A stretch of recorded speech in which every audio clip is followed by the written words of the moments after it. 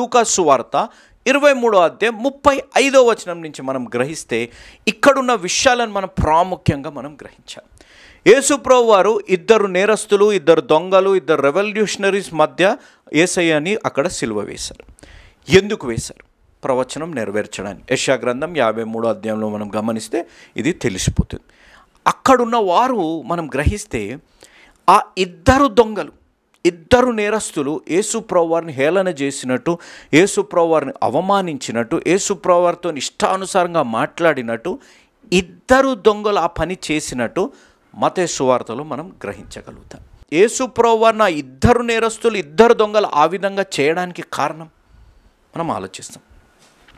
అక్కడ సిలువ దగ్గర ప్రజల్ని నిలబడి యేసయ్యని లేనిపోని మాటలు అనడం, యేసయ్యపై నిన్ను నువ్వు రక్షించుకో అనడం, యేసయ్యని అవమానించడం, నువ్వు మందిరాన్ని కూలగొట్టి 3 రోజుల్లో కడతానన్నావు కదా, నువ్వు అనేకుల్ని రక్షించావు, నిన్ను నువ్వు రక్షించుకో అనే మాటలు విన్నప్పుడు, అనగా ఈ లోక ప్రభావం ఎప్పుడైతే దొంగలపై పడిందో ఆ లోక ప్రభావంలో వారు కూడా ఇష్టానుసారమైన మాటలు మాట్లాడారు అనేది మనం గ్రహించాలి.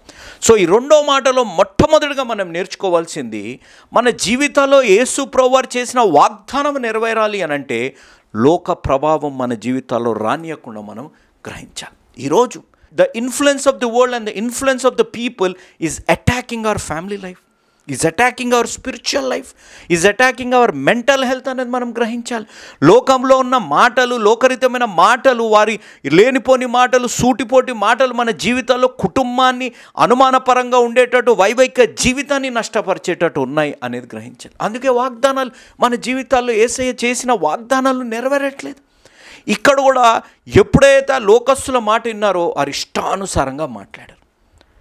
కానీ మీరు గ్రహించండి, యేసయ్య పలికిన మొట్టమొదటి మాట అక్కడ మీరు గమనించండి, తండ్రి వీరేమి చేయుచున్నారో వీరికి తెలియదు కనుక వీరిని క్షమించండి అనే మాట ఇద్దరు దొంగలు విన్నారు, ఇద్దరు నేరస్తులే, ఇద్దరు అపరాధం చేసిన వారే, ఇద్దరు శిక్ష పొందుతున్న వారే. కానీ ఆ మాట ఒక వ్యక్తి హృదయాన్ని కదిలించింది, ఒక వ్యక్తి హృదయాన్ని కదిలించి మారు మనసు అనుభవంపై నడిపించింది. ఇద్దరు సేమ్ మాట విన్నారు. మీరు గ్రహించండి, ఇద్దరు సేము శిక్ష అనుభవిస్తున్నారు, సేము విధాలుగా తిట్టిన వారే, సేమ్ విధాలుగా అనుమానించిన వారే, సేమ్ విధాలుగా అవమానించిన వారు, అన్నీ చేసిన వారే. కానీ ఒక్క మాట ఒక వ్యక్తి హృదయాన్ని మార్చింది. ఈరోజు వీరిద్దరిది నేను ధ్యానించేటప్పుడు దేవుడు నాతోని చెప్పిన మాట, జీవపు మరణాలు నాలిక వశం.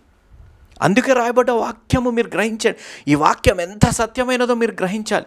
జీవపు మరణాలు నాలుక వశం అనేది ఎంత సత్యం అంటే, ఎవరైతే నమ్మకుండా ఇష్టానుసారంగా మాట్లాడాడో చనిపోయాడు, ఎవరైతే నమ్మకుండా ఇష్టానుసారంగా మాట్లాడి పశ్చాత్తాప పొందాడో, తన నోరుని అదుపు చేసుకున్నాడో, పరదేశంలో ఉండే అవకాశము దొరికింది. ఈరోజు మనం గ్రహించాలి, ఏ మాట అయితే ఒక దొంగ హృదయాన్ని మార్చిందో, ఏ మాట అయితే ఆ దొంగ హృదయాన్ని కదిలించిందో, ఆ హృదయంలో మీరు గ్రహించండి, సిలువపై పెట్టిన బోర్డు యూదుల రాజు అనే బోర్డు.